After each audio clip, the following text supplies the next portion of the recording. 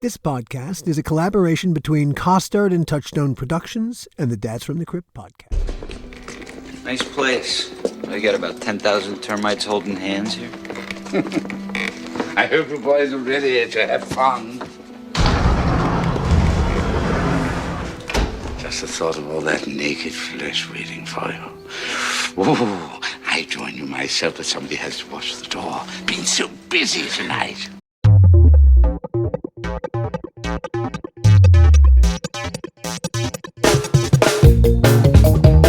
Hello and welcome to another episode of the How Not to Make a Movie podcast. I'm Alan Katz. In this episode, part 2 of our 5-part retelling of the Bordello of Blood saga, we'll get into how and why we cast Bordello the way that we did. Spoiler alert, it was sheer fucking stupidity. Here's a basic rule of thumb for anything where you're going to hire actors. Get the casting wrong, you're screwed.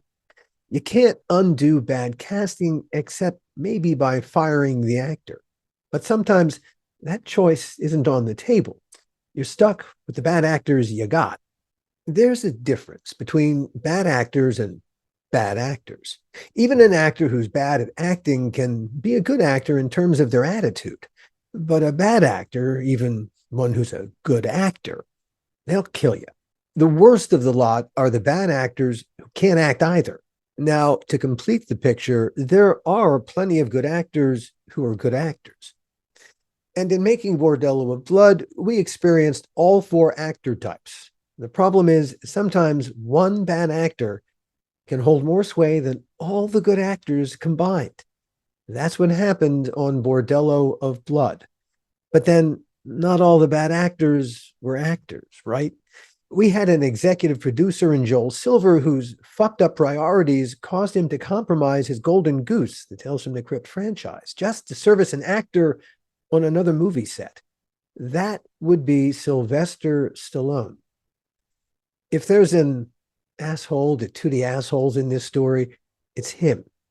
And there are quite a few assholes in this story. Now, in my film and TV career, I hired lots and lots of actors. But here's a secret. I never hired any of them to act, ever. Hell, acting was the last thing I wanted any of them to do. You see, acting is required in a large theater where people in the back row will need to see and hear the acting. So it needs to be larger than life, theatrical. But acting for the camera is entirely different because, well, the camera's so close and it sees everything, like the actor's acting. And it just looks stupid. Seriously, the last thing I want any actor to do on camera is act. Rather, I need them to be. That is, I need them to be as emotionally naked and honest as possible, without any artifice or acting, because that'll end up on the cutting room floor. In the second episode of the Bordello of Blood story, I'll take you behind the scenes to our casting process, such as it was. But first, I'll tell you the sad, tragic story of the one that got away, Dead Easy. The movie we actually wanted to make instead of Bordello. You'll hear how an obscure deal point in the contract Universal Pictures made with one of our executive producers, Robert Zemeckis, in order to keep him at the studio, turned into a movie no one, Zemeckis included, ever wanted to make. You'll hear from our casting director, the amazing Victoria Burrows, about how we brought in a young, unknown actor named Salma Hayek to read for the female lead in Dead Easy, and how she blew away that room. You'll hear from our brilliant production designer, Greg Melton, both about the challenges of making an anthology show like Tales from the Crypt, where you have to reinvent the wheel every week, and the challenges faced when trying to put words in a script, not always written with clarity, guilty as charged, onto the screen. And you'll meet Ed Tapia, then the greatest assistant ever, now a TV producer in his own right. Ed knows where all the bodies are buried because, well, he helped us bury them. And of course, you'll also meet my partner in crime at the time and my friend, once again, Gil Adler. Slowly but surely, as Bordello of Blood's production picked up steam, which it had to quickly because we had only 3 weeks to rewrite, design, scout, prep, and cast the movie, Every day became stupider than the day before it. Bordello quickly achieved a kind of critical mass of stupidity and arrogance, bad luck, and lots of really, really bad behavior. But hey, we're on a movie set, right? Movie sets are bad behavior factories, and Bordello of Blood was just gearing up to be an uber factory of stupidity and especially very bad behavior.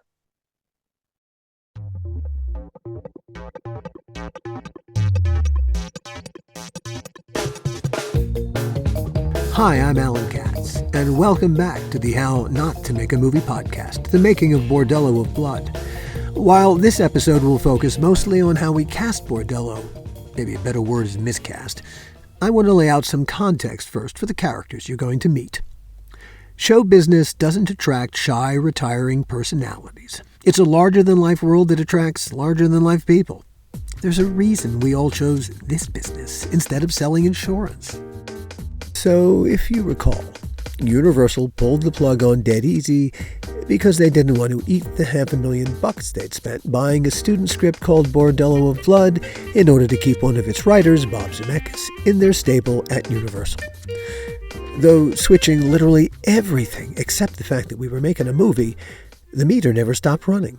That meant we had just 3 weeks to 1, rewrite our boss's script without pissing him off, and 2, turn from prepping one movie in one place to prepping a completely different movie in a completely different place, which itself was turning into a question mark. There's no telling what kind of movie Dead Easy would have been had we gotten to make it. And there's not a doubt in my mind that making it would have been a bear. But we wanted to make Dead Easy. We were deeply invested in it, while not a one of us gave a rat's ass about Bordello. As anyone who was lucky enough to work on Tales from the Crypt can tell you, doing that show, it was special. Really, really special. We were a tight, happy, creative team doing a show we all loved doing. And Dead Easy was, to all of us, the most natural extension of our creative team's creative evolution. Dead Easy was a story about found memory, about a man remembering his father and his childhood in New Orleans, and his father had gotten sucked into a voodoo curse. It was the kid's soul that was the price to be paid for the father to come back from the voodoo netherworld to which he had been cast, and getting back into this world. It was the price of the soul of his son, now a grown man. It still sounds like a good idea. We really saw it as a chance to stretch our creative legs. Yeah, and also I think we thought it was a good story, and it was different enough, and from Demon Knight, and it was in the Tales from the Crypt world, and it felt like, wow, this is a great match. It was a movie that could be written and directed. And you would see where really the craft of writing and the craft of directing were going to be required to pull off a successful story, a successful movie. Greg Melton was Crypt's production designer. He and Gil had been working together as far back as Freddy's Nightmares. Among Greg's credits since Crypt and Bordello are The Walking Dead and Marvel's Agents of S.H.I.E.L.D. series. Greg's a really talented guy. But being a PD on an anthology series, that's not like anything else. There aren't any standing sets. The whole world is completely different every episode. And it's filled with completely different characters who must be reflected in those worlds. Great production design is all about attention to detail. Making that imaginary world real so that we can shoot it, that's the PD's responsibility. I remember doing a lot of scouting, too. I was down there for like 3 weeks before you guys came down. Right. We were looking for like a lot of really tough stuff. Roads that drove through swamps, which really don't exist. We got all the way down to like Morgan City in our scout sweep down there.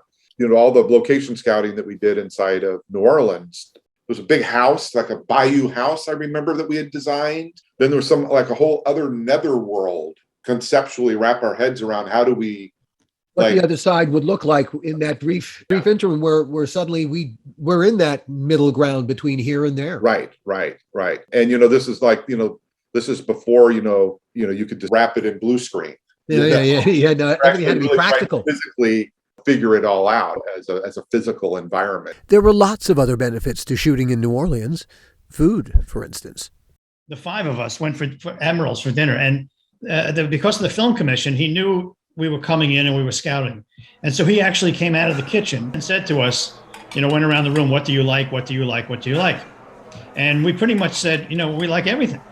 And he said, well, if that's the case, will you allow me to make dinner? I'll just make dinner. Yeah. And we all said, yeah, oh, wow, that's fantastic, right?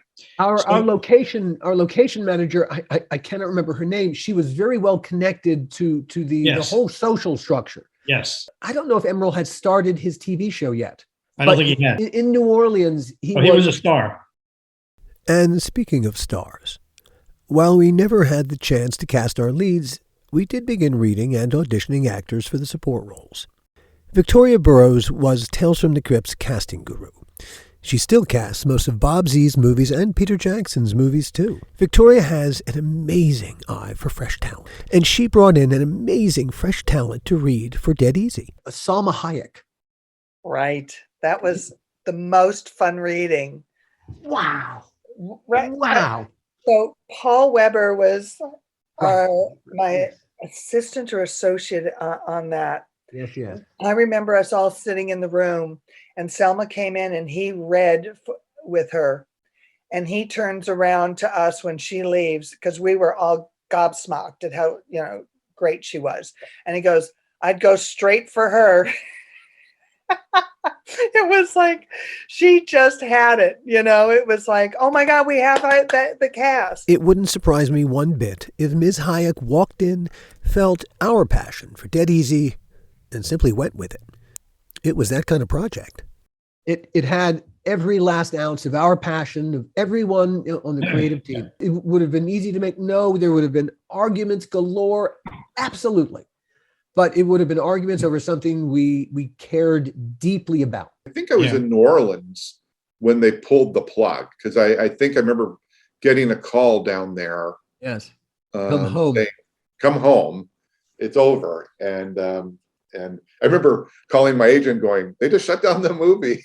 And he's like, well, don't worry, you've got a guarantee. So I was like, all right, I'll come home. I remember very quickly, it was just gone. I had a conversation with Joel where, he was suggesting that this was before Demon Night. He was suggesting I do Demon Night. And I didn't want to do a horror. I didn't want to do just a goblin, a ghost in a house. A monster movie, but it's a monster movie. Yeah, and I didn't want to do that. I thought, we did Tales from the Crypt. That's close enough to monsters.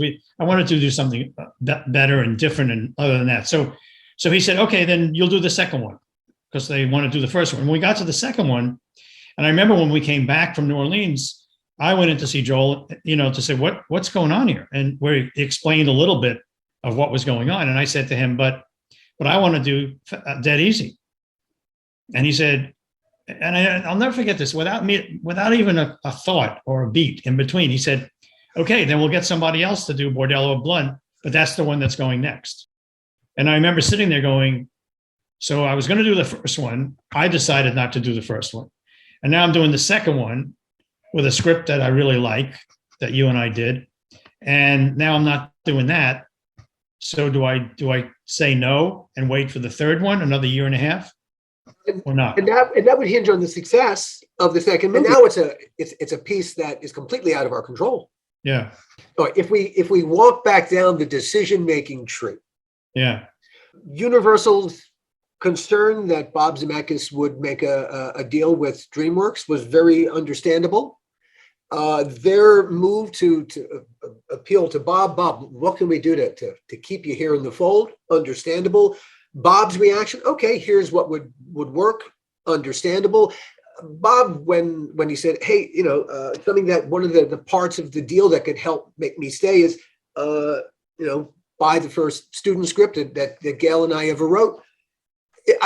I'm absolutely certain that when Bob said that, his intention was, and we'll make it as the second Tales from the Crypt movie. The thought never crossed his mind. These two things had nothing to do with each other. Right. I don't think he ever thought that, nor did I think he thought that they would buy it. This is the deal point. Yeah. That's what makes the whole story so maddening. It really comes down to a deal point. And then, hey, it's not hard to understand why Universal said, well, okay, we're not going to eat $500,000. There's a way for us to make this work in a business sense. They're being good business people. You can't question that. And hey, there's Bob Zemeckis and Bob Gale's name on this script. That's Back to the Future guys. Their names on the script meant a hell of a lot more than your name or my name or Mr. Kelly's name. Of course.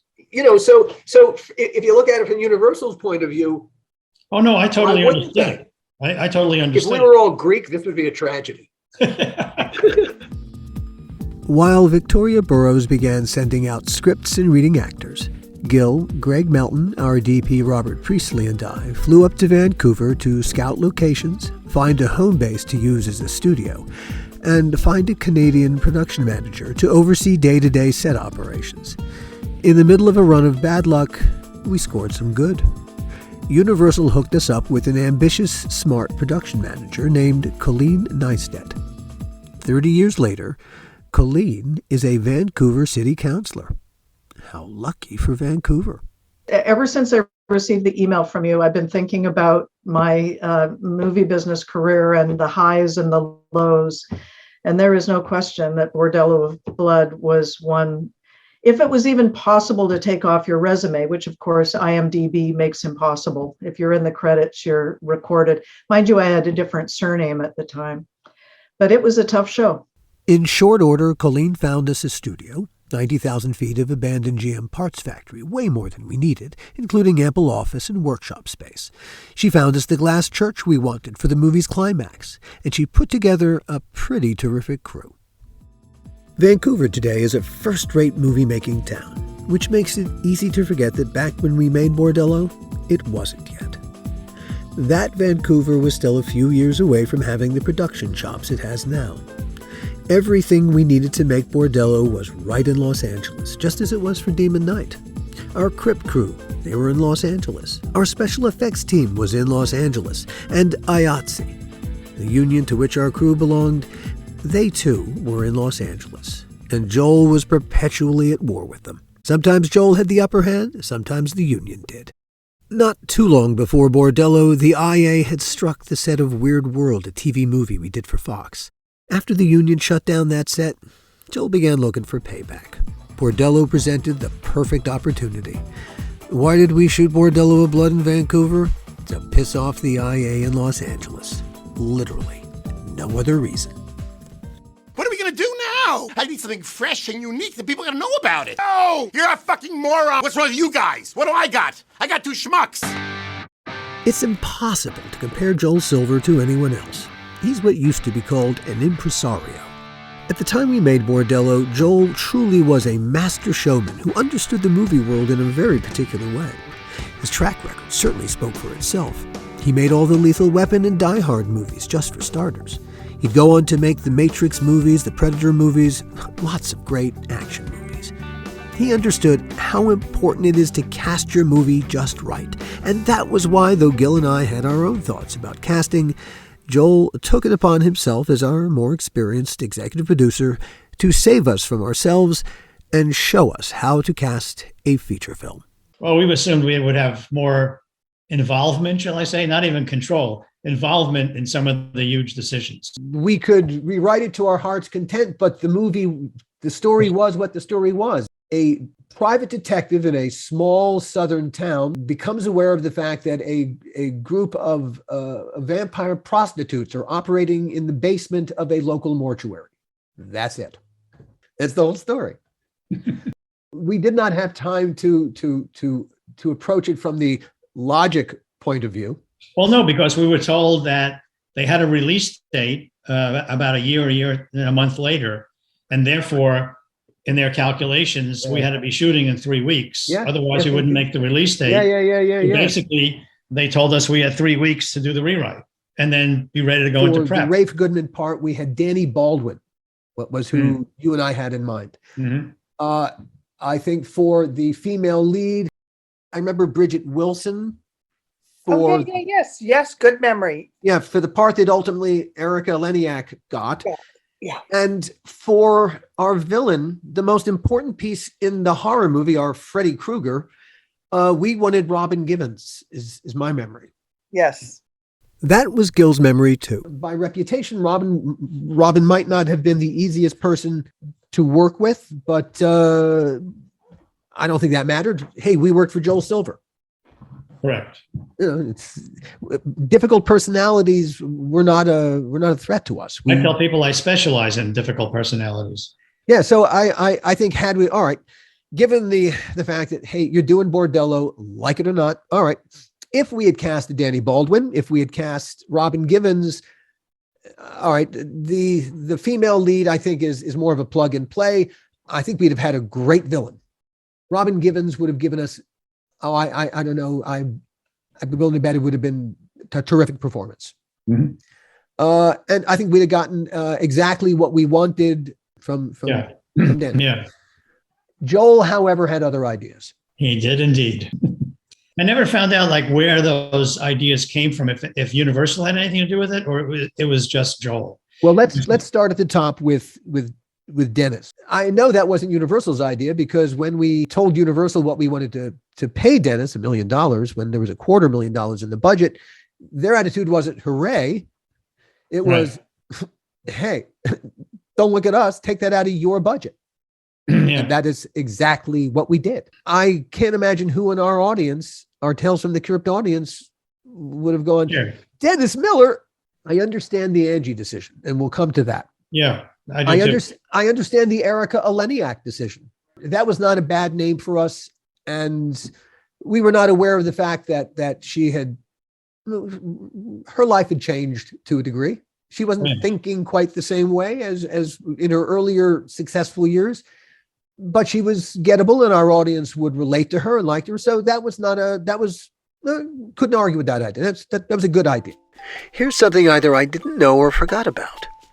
Before we cast Angie to play our villain, another surprising name came up. Marla Maples was in the mix. Was she really? Oh my God, was she really? And was she with Trump at that time? I'm not sure. I can't remember. A quick digression. Hearing the name Marla Maples brought back the memory of another conversation, one Gil and I overheard while we were driving to Beverly Hills with Joel one afternoon in our early Crypt years. That whole drive is a story unto itself. But as we went along, Joel took a call from Donald Trump. I don't remember what the point of the call was, but at the very end of it, Joel referenced the fact that Gil and I, Tales from the Crypt's producers, were in the car with him. "You should do an episode," said Joel. "I'd love to," said Trump. "Send me a script." Just for the record, we never sent him a script. And we didn't hire Marla Maples. Erica fit it better.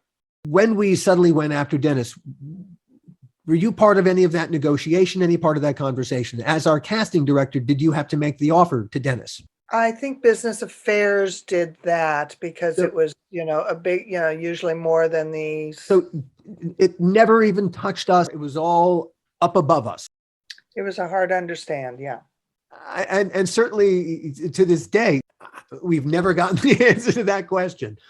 Why Dennis Miller? We're not going to find the answer here either, are we? No,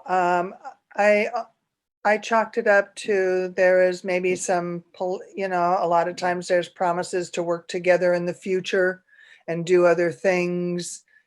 I can understand why Dennis Miller chose it, because it was a challenge. It was different for him. Didn't quite understand why. I would say where Dennis is concerned, he took it because we offered him $1 million. Which is $1 million more than anyone had offered him really to do anything. Oh. Where feature films are concerned, not where his HBO show is concerned. No, he's master of that. But feature films, he'd done a couple of small parts. Mm-hmm. Not $1 million worth. Well, none of us thought that. And Universal certainly didn't think that. They didn't pony up any breakage for that extra $750. We had $250 in the budget, and Universal said, "Well, he's nothing to us. Yeah. Take it out of your budget," which is what we did. We're $12 million, $750. Man, that came out of special effects. That took a couple of days. Literally, we took days off the schedule, days we needed. We took all that out of the budget to pay for an actor that to this day, I don't know why we cast. Rosebud. Yeah, exactly. Rosebud. That's the explanation for why Dennis Miller. Okay, we'll move on from there because we're going to have to go burn a sled. At the time we swapped out Dead Easy for Bordello with an eye to making it in Vancouver, Joel was producing another movie, a much bigger movie than ours in Seattle. Assassins, directed by Tale's executive producer Dick Donner, starring Antonio Banderas and Sly Stallone, to whom Angie Everhart was engaged at the time. At some point, someone got the bright idea to connect these two movies. Now, I was not privy to any conversations, but whatever was said, my guess is it went something like this. Hey, Joel, since you're going to be doing another movie in Vancouver, you should put my girlfriend Angie in it. That way she could visit during the weekends. That was how it was presented to us. On the surface, it almost sounds benign, doesn't it? Kind of romantic, even. The man's name is Sly, don't forget. He's a big movie star. He breathes different air than the rest of us. At least he thinks he does. The trouble starts when we don't disagree with them. But let's stick a pin in all the ulterior motives for the moment and go with the story we were given. A big star on one movie set asks his producer to do him a favor on another movie set. But that favor.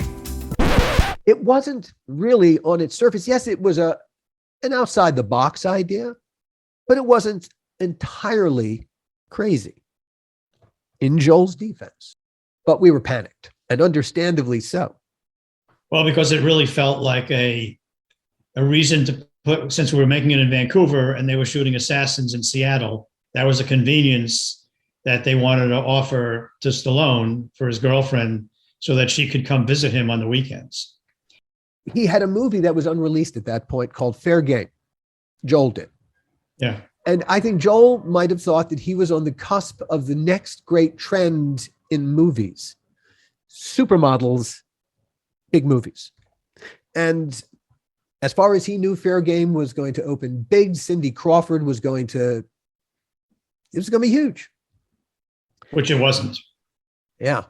And that happened after, I think that happened after we were in production. Yeah, it might even happen while we were in production. It crossed our line too late for us to go, oh, wait, let's rethink that. Yeah. It was, the ship had sailed. There was nothing we could do. And we were about to be the second movie that that was not going to succeed on the strength of its supermodel casting. Angie being really rather new and having never really the biggest, she played parts like the scene she played in Billy's Jade.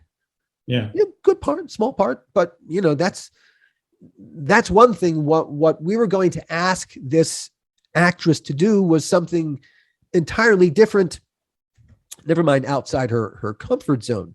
To be fair, outside her skill set at that moment, it's a huge ask and not necessarily, not at all, a fair ask. We were putting the weight of this movie on her shoulders. So we call our friend Billy Friedkin, who just worked with Angie in his feature film Jade. Billy was, he said, she's good in what I had her do. What you are talking about probably might be outside the box. And that was the advice that Billy Friedkin. Yeah. Billy, the exorcist Friedkin, was giving to us about the casting of our horror movie. Yeah, but you see, it was really more about making Stallone comfortable because Donner didn't want to have trouble with him on Assassins. Of course. So here again, we weren't casting our movie to get the best possible actress. We were casting our movie because of a political decision on a whole other movie set. We take one last shot. We propose a screen test. We figure that if Stallone sees the woman he loves on video not quite getting there as a movie villain, he'll do right by the woman he loves and pull the plug on this madness. And so we do a screen test with Angie. The problem: she walked into it having been directed by Stallone. It doesn't matter what she does or how the screen test plays, the fix is in. And just like that, our three leads were cast. Well, two were cast, Dennis and Angie. We were still out to Erica Eleniak to play our female lead. She, too, asked for more money than was in our budget for that role. It wasn't the $1 million Dennis demanded, but just like Dennis's salary, the overage would come off the budget. Remember what we said about smart producers making a buck look like a $1.15? What do you do when your buck turns into 63 cents? But even after we agreed to pay Erica what she wanted, still, she wouldn't commit to the role. Dark clouds were looming over cloudless Vancouver. Geez, it sounds like a horror movie, doesn't it? And then, just like in a horror movie, the phone calls start coming from inside the house. Well, from inside Assassin's house. As soon as she started working on our movie, they called our set and they said, hey, is there any way you could hold on to Angie for the weekends? I remember this. Because the point of the exercise of getting her onto the movie and then not having her in Seattle for the weekends was because he had something else going on. Yeah. On the next episode of How Not to Make a Movie, the making of Bordello of Blood, the actual movie making begins. Our actors all arrive, and so does Joel. And an international incident nearly breaks out. For real. See you next time. Excuse me, you're the second, right? Why is my name misspelled on the call sheet?